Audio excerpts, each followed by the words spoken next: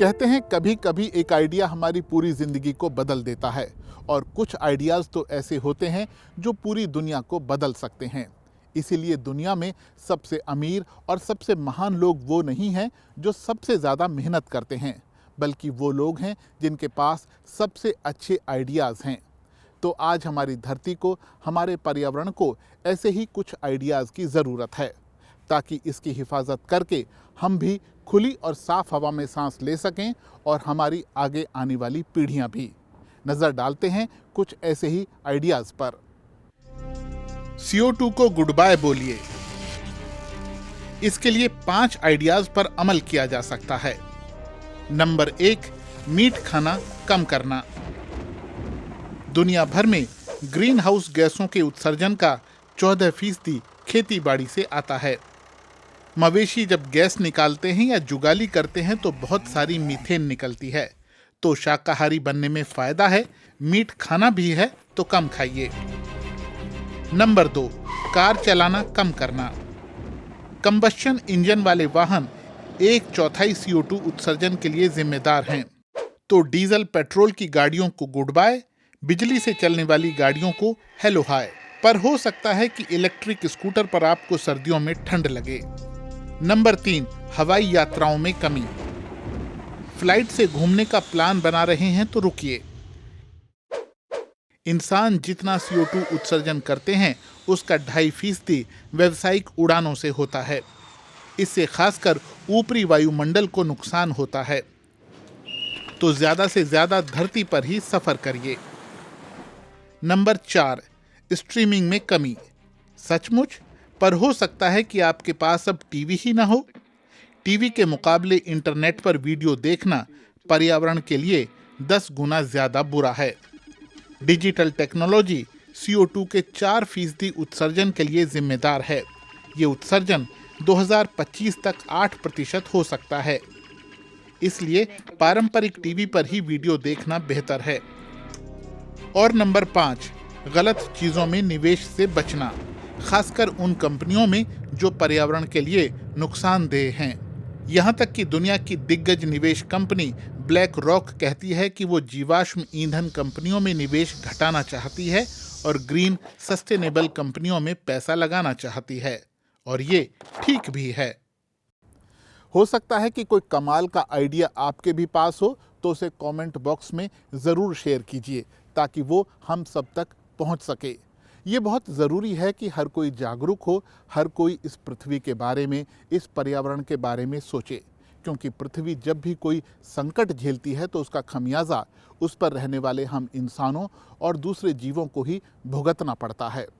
पिछले 40 साल में यूरोप में बाढ़, सूखा, तूफान और अन्य प्राकृतिक आपदाओं के चलते 1,42,000 लोग मारे गए हैं, जबकि 510 अरब यूरो का नुकसान हुआ है। ये आंकड़ा सिर्फ यूरोप का है, जो कि काफ़ी उन्नत और आधुनिक है। सोचिए पूरी दुनिया में कितना नुकसान हुआ होगा, जिसमें बहुत सारे गरीब और पिछड़े देश भी शामिल हैं। बाढ़, तूफान, सूखा और दूसरी प्राकृतिक आपदाएं दुनिया भर में लोगों को बेघर कर रही हैं, उनकी जानें ले रही हैं। अमेरिका से लेकर यूरोप, अफ्रीका से लेकर एशिया और ऑस्ट्रेलिया तक मौसम का रौद्र रूप देखने को मिल रहा है। लेकिन इसकी सबसे ज्यादा मार दुनिया के सबसे गरीब इलाके झेल रहे हैं, जबकि जलवायु संकट को बढ़ाने में उनका योगदान सबसे कम है।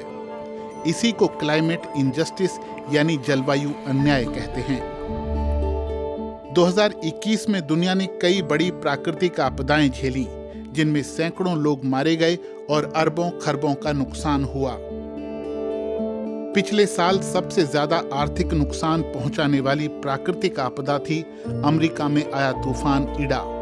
इसमें कुल 65 अरब डॉलर का नुकसान हुआ और 95 लोगों को अपनी जान भी गंवानी पड़ी। इससे पहले फरवरी 2021 में टेक्सास में आए बर्फीले तूफान ने अमेरिका को 23 अरब डॉलर की चपत लगाई। 2021 की बड़ी आपदाओं में इसके बाद बारी आती है यूरोप की बाढ़ की, जिसने जर्मनी, फ्रांस, नीदरलैंड्स, बेल्जियम और कई दूसरे देशों में तबाही मचाई। भारी बारिश के बाद आई बाढ़ ने 240 से ज्यादा लोगों की जान लेने के साथ साथ 43 अरब डॉलर की संपत्ति का भी नुकसान किया। मई 2021 में भारत और बांग्लादेश में आए तूफान यास ने कुछ दिनों के भीतर ही 3 अरब डॉलर से ज्यादा का नुकसान किया और लगभग 12 लाख लोगों को अपने घर छोड़कर सुरक्षित ठिकानों पर जाना पड़ा। जुलाई 2021 में चीन के हेनान प्रांत ने भारी बारिश के बाद विनाशकारी बाढ़ का सामना किया। बताया जाता है कि इसमें 17.6 अरब डॉलर के नुकसान के साथ साथ 300 से ज्यादा लोगों की जानें भी गईं।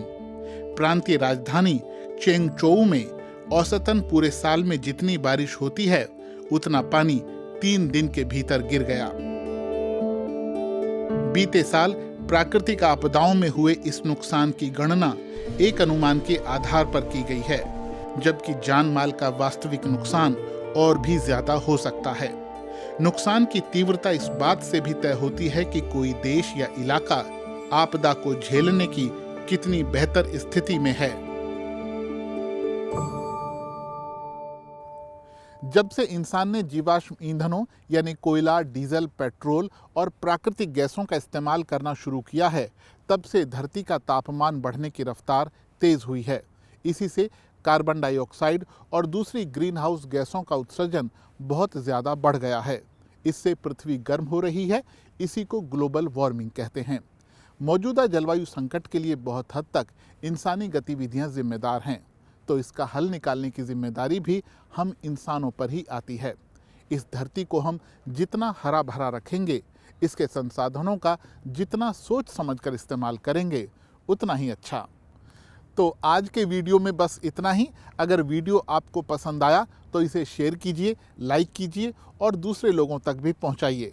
आपसे होगी जल्द फिर मुलाकात। आपका बहुत बहुत धन्यवाद।